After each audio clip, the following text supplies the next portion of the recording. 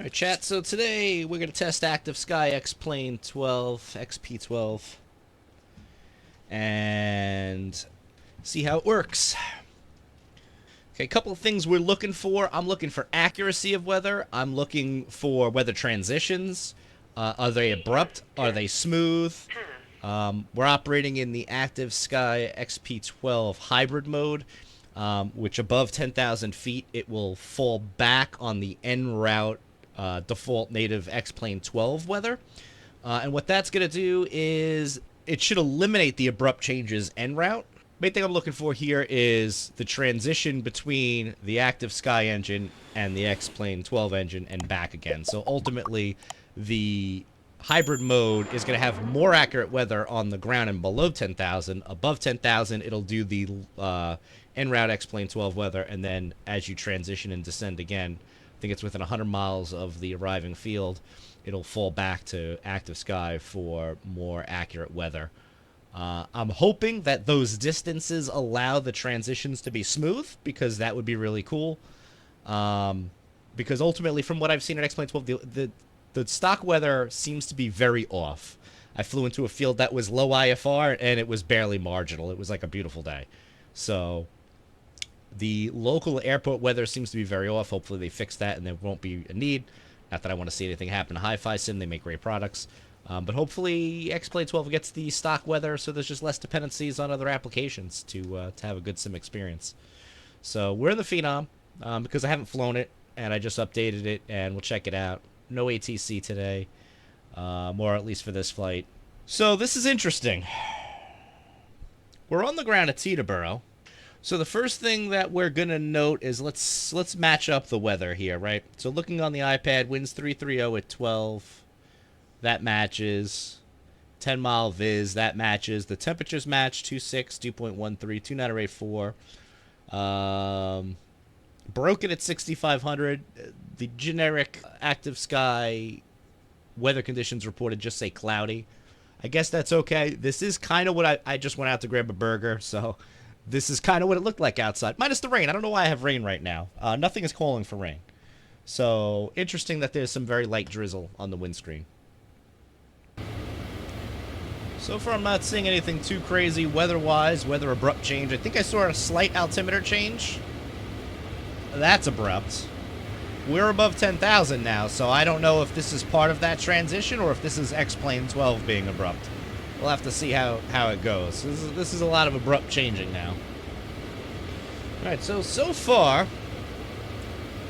just to kind of recap what we've seen, we saw a little bit of an altimeter change, and we saw a fairly abrupt weather redraw once we climbed through 10,000, which is where Active Sky XP12 hands off to the default weather engine. Now, since we've been cruising, I haven't seen any abrupt transitions. Everything seems to be okay. Fairly accurate weather. I don't really see anything of note here. The next big transition that we may see is when we're within 100 miles of the field.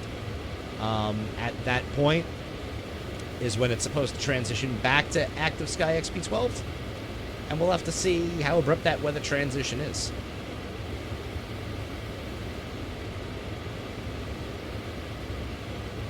Alright, so we had some sort of altimeter change here.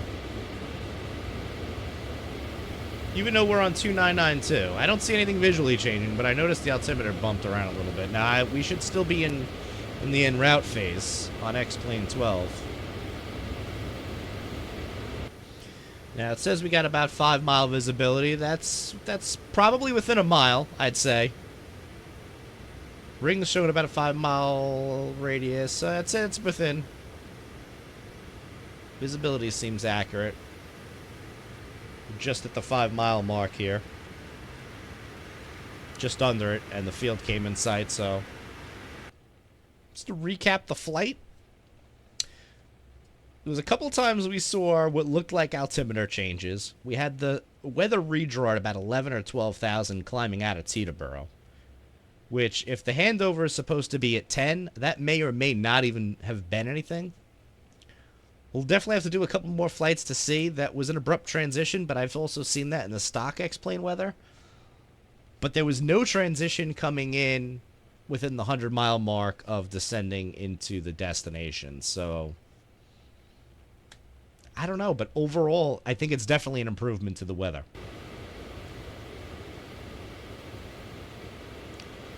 All right, so we're still seeing some transitions here of weather.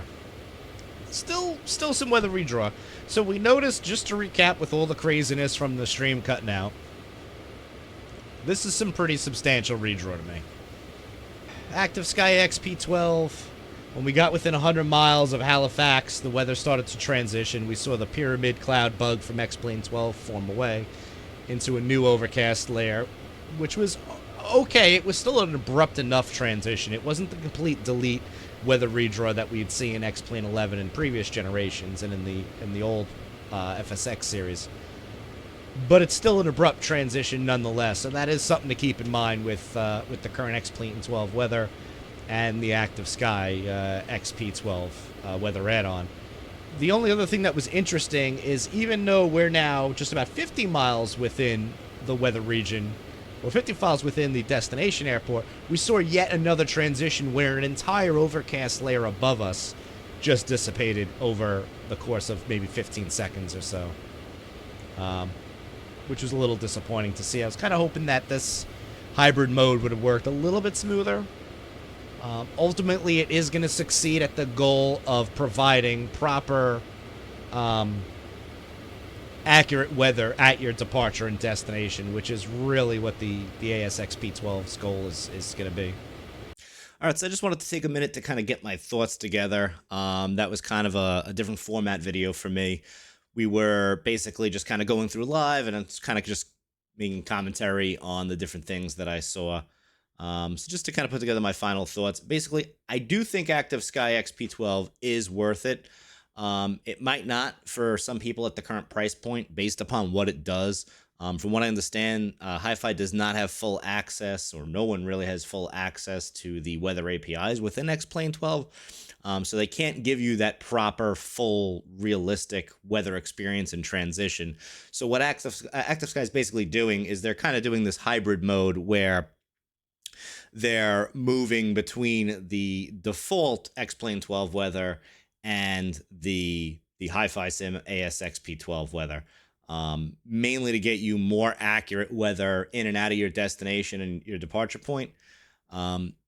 So that way, you know, flying on networks, you know, you're chasing weather, things like that, all that can be more realistic. And then on the flip side is you have, or should have, smoother transitions on, you know, the stock X-Plane 12 weather conditions.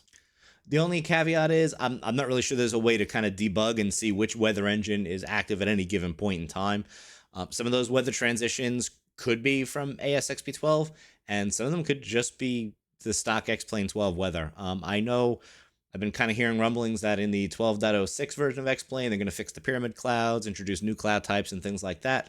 So hopefully with each new iteration of X-Plane 12, we get better and better weather. I will say ASXP12 actually gave me a very authentic weather experience going in and out of some very low visibility fields. Breaking out like right at minimums, which is more or less what what the weather for the field was reporting, was pretty cool. I have kind of yet to see that yet in X-Plane 12 natively. I went weather chasing recently, which is kind of what brought me to purchasing ASXP12. Is it did a little bit of weather chasing. The field was reporting low IFR, and when I got there, it was marginal at best. So it was just completely not accurate weather. I'm not sure if that was a weather delay thing, or just strictly an error in the weather engine itself within X-Plane 12. So the age-old question of, is it worth it? Well, that depends. It depends if you think within your budget and the features that the program provides, if it's actually worth it to you. For me, I think it does. My main goal was to have proper weather at the departure and destination airports, and it absolutely delivers on that. It also has historical weather and a bunch of other features in there. For me, I'm not too interested in that. But if that's something you're interested in, then absolutely pick it up. All the limitations that are within ASXP12 really are the weather redraw, and that's really no fault of Hi-Fi Sim. That's just the way X-Plane 12 is at the current moment. So that's pretty much it for this one. If you like this different kind of form of content, let me know in the comments below. And of course, if you like this video, please hit the like button and subscribe for future videos. Also, if you're interested in joining the live streams, I stream live on Twitch, twitch.tv/AviatorChris. Be well and fly safe.